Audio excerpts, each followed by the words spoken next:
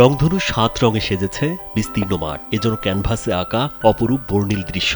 মাঠে মাঠে সেই রং ছড়াচ্ছে জারবেরা, গোলাপ, চন্দ্রমল্লিকা, গাঁদা, গ্ল্যাডিওলাস, রজনীগন্ধা সহ নানা জাতের ফুল। এসব ফুল চাষ করে নিজের সংসার চালানো সহ বিপুল লাভের মুখ দেখছেন অনেকে।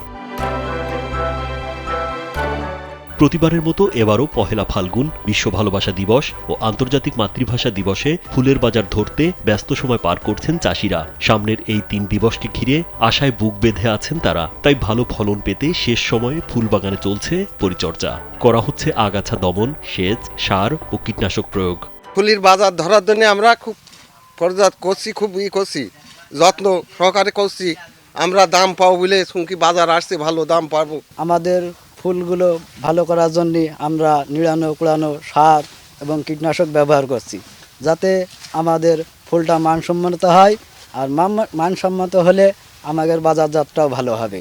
ফুল চাষিরা জানান, বাজারে সব ধরনের ফুলের দাম প্রথম থেকেই কম। তবে আগামী দিবসগুলোতে চড়া দামে ফুল বিক্রি করতে পারলে সারা বছরের খরচ পুষিয়ে লাভবান হবেন তারা।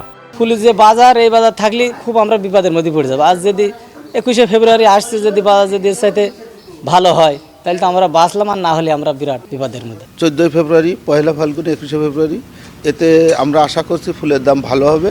ফুলের দাম ভালো হলে চাষিরা অনেক লাভবান হবে। এবার দাম ভালো না, এবার হচ্ছে গিয়ে এই 14 ফেব্রুয়ারি 21শে যদি এবার একটু ভালো বেচতে পারি তাহলে একটু লাভবান হতে পারো। বাজারে আপনার প্লাস্টিকের ফুল আসছে, এগুলো ব্যবহার হচ্ছে, যার প্রভাব এই কাঁচা ফুলের উপর পড়ছে। ফুল চাষ ও বাজারজাতকরণের জন্য ফুল চাষিদের সব ধরনের সহযোগিতা করা হচ্ছে বলে জানান কৃষি সম্প্রসারণ অধিদপ্তরের উপপরিচালক ষষ্ঠীচন্দ্র রায়। আবহাওয়াগত কারণে যে বিভিন্ন সমস্যাগুলো হয়ে থাকে, সে সমস্যা নিরসনের জন্য আমরা তাদেরকে প্রয়োজনীয় পরামর্শ দিয়েছি এবং তারা সেভাবে কার্যক্রম গ্রহণ করে তারা সেসব সমস্যা দূর করতে পেরেছে। বর্তমানে ফুল সংগ্রহ চলছে।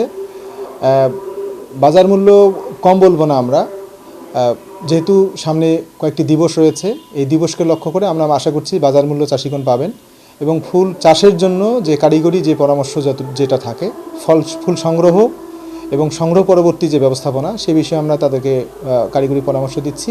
আমরা আশা করছি যে ফলন ভালোর পাশাপাশি তারা উপযুক্ত মূল্য পাবেন। জেলা কৃষি অফিসের তথ্য মতে ঝিনাইদহে এবছর প্রায় 212 হেক্টর জমিতে ফুলের আবাদ হয়েছে। রাজীব বিশ্বাস, কালবেলা।